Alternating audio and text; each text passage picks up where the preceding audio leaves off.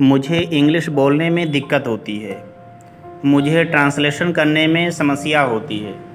मुझे बाइक चलाने में समस्या होती है। क्या आप भी इस तरह का सेंटेंस प्रयोग करते हैं जो कि 24 घंटा में अगर आप इस तरह का सेंटेंस प्रयोग करते हैं कि कोई काम करने में आपको समस्या होती है, परेशानी होती है, तो इसका सॉल्यूशन आज आपके सामने है। आज हम इसी ग्रामर के बारे में चर्चा करेंगे। आज हम यही ग्रामर सीखने वाले हैं। इसकी पहचान ये है कि जो हमारा वाक्य होता है, अगर वाक्य के अंत में अगर आपका आता है कि समस्या होता है या परेशानी होती है या दिक्कत होती है, तो इसके बारे में आज हम सीखने वाले हैं। और इसमें खासकर आपका जो प्रयोग होने वाला है फाइंड इट डिफ़िकल्ट टू। तो प्रेजेंट का ग्रामर हम लोग सीखने वाले हैं और इसका रूल ठीक प्रेजेंट इंडिफरेंट टेंस के तरह ही आपका है दोस्तों। तो हम आपको बताते चलें इसका रूल क्या आपका होगा। जैसे सबसे पहले आपका सब्जेक्ट हो जाएगा। अगर सब्जेक्ट आपका सिंगुलर है तो अफर्मेटिव में है तो फाइंड के आखिर में एस लगा देंगे। अगर आपका सब्जेक्ट प्लूरल होगा तो फाइंड में आप कुछ नहीं लगाएंगे। जैसे इसको एग्जांपल से समझते हैं हम कि उसे इंग्लिश बोलने में समस्या होती है या दिक्कत होती है या परेशानी होती है, तीनों का एक ही मतलब है। तो आप कहेंगे he finds it difficult to speak English. क्या बोलने वाले हैं? He finds it difficult to speak English. अगर कोई फीमेल है तो आप कहेंगे she finds it difficult to speak English.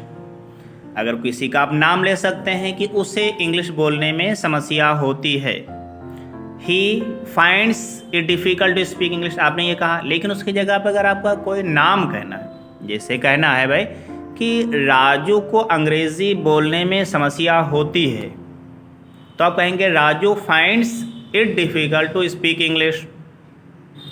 Radha को खाना पकाने में समस्या होती है, Radha finds it difficult to cook the food.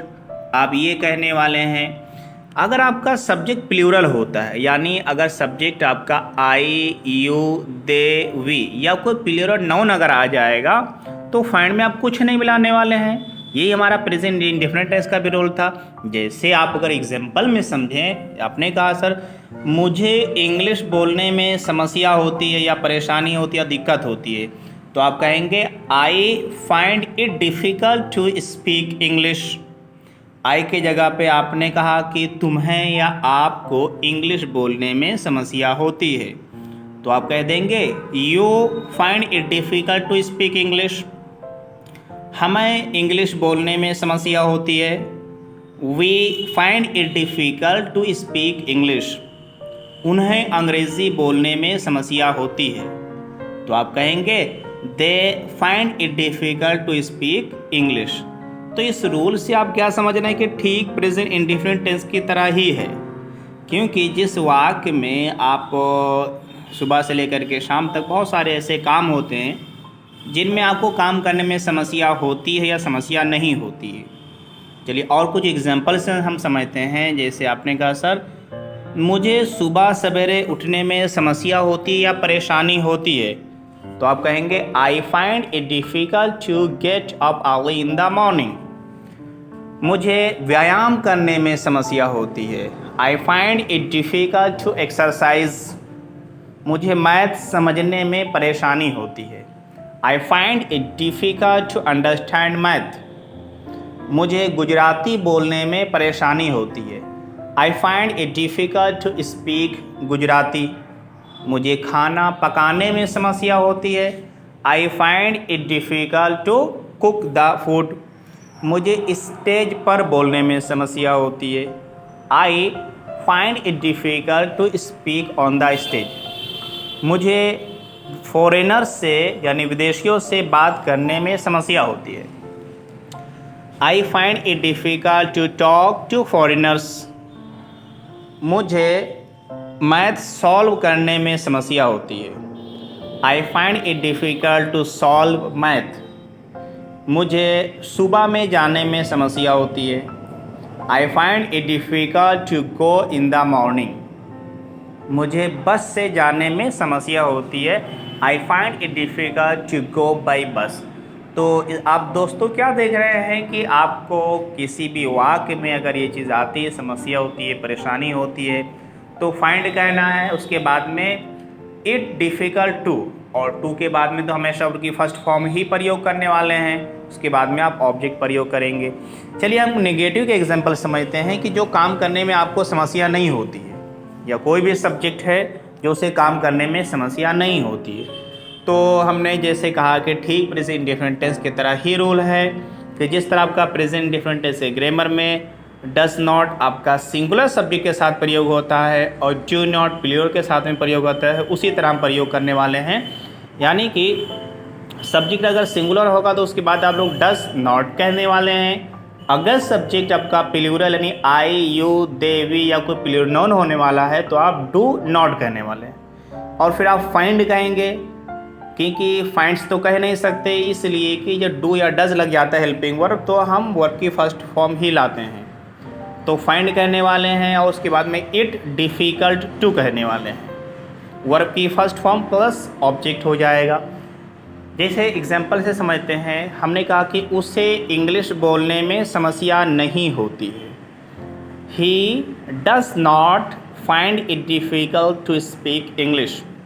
हमने कहा कि तो इस तरह आपने सिंगुलर का कहा, या आपने कहा कि मेरे पिताजी को इंग्लिश बोलने में समस्या नहीं होती है। My father does not find it difficult to speak English. मेरे भाई को इंग्लिश पढ़ाने में समस्या नहीं होती है। My brother does not find it difficult to teach English. Plural के एग्जाम्पल पे हम आते हैं, जो कि आई, यू, दे, वी हम लोग प्रयोग करने वाले हैं। मुझे सुबह सवेरे उठने में समस्या नहीं होती है।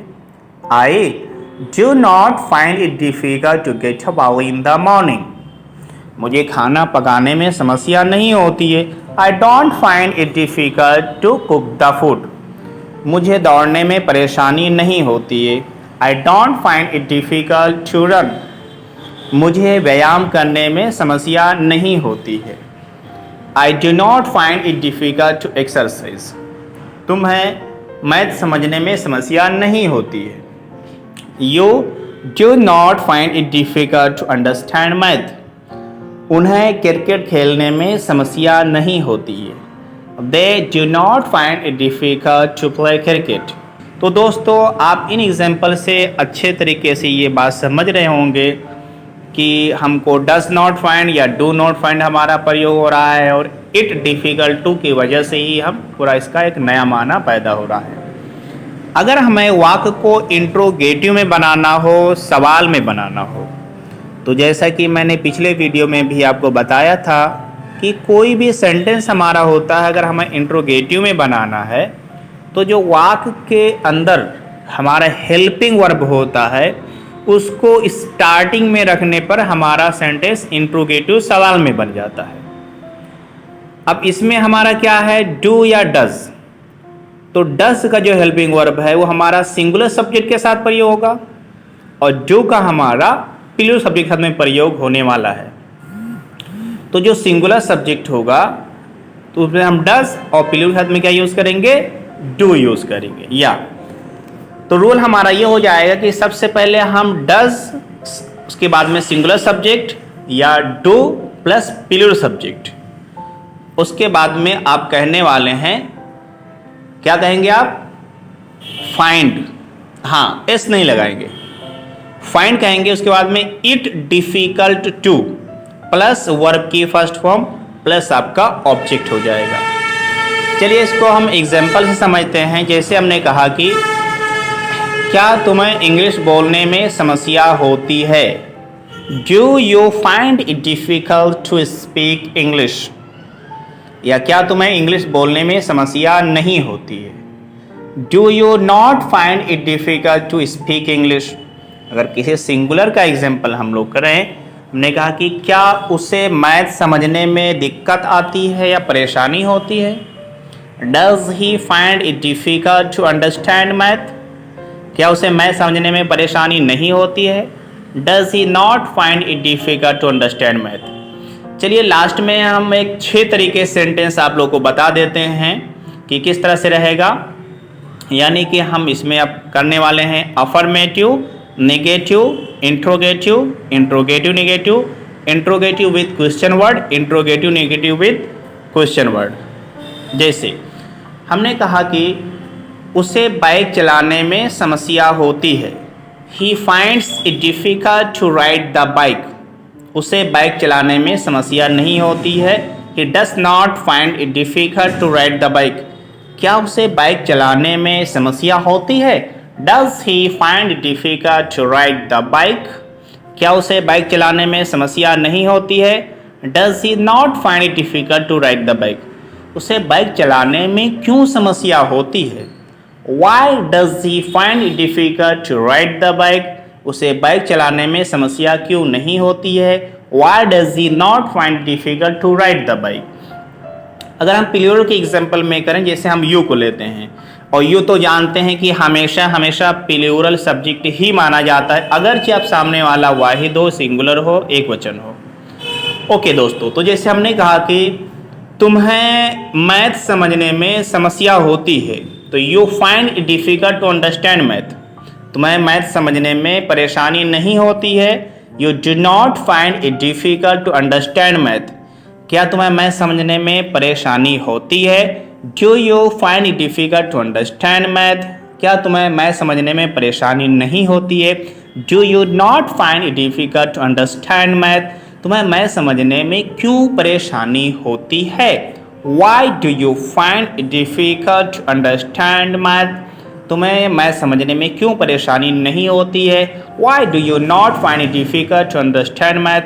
दोस्तों, तो ये हमारा ग्रामर था। मुझे उम्मीद है, आशा है कि ये वीडियो आपको अच्छी लगी होगी, और अगर ये वीडियो आपको अच्छी लगी हो तो हमारे चैनल को ज़रूर सब्सक्राइब करें और इसको लाइक करें और शेयर करें, और हमारे वेबसाइट को विजिट करें www.globalspoken.in। So thank you for watching everyone, good bye.